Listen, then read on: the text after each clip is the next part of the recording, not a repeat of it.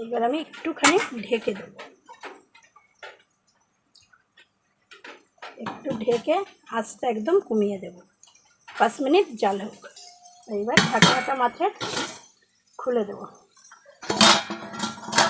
দেখুন আমার রাঁধুনি ফোড়ন দিয়ে রয়না মাছ রেডি, দারুণ হয়েছে।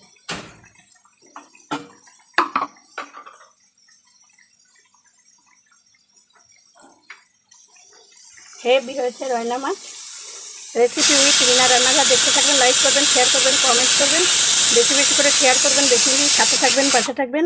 যারা যারা ইউটিউবে সাবস্ক্রাইব না করেছেন এখনই যে একটা লাইক, একটা সাবস্ক্রাইব দিয়ে দেবেন, ফেসবুকে যে একটা ফলো, একটা লাইক দিয়ে দেবেন। নমস্কার, ফিরে আসবো অন্য কোনো ভিডিও নিয়ে। অবশ্যই এইভাবে রয়না মাছ বেগুন দিয়ে রাঁধুনি বাটা দিয়ে করে খাবেন। কমেন্ট বক্সে কমেন্ট করে জানাবেন।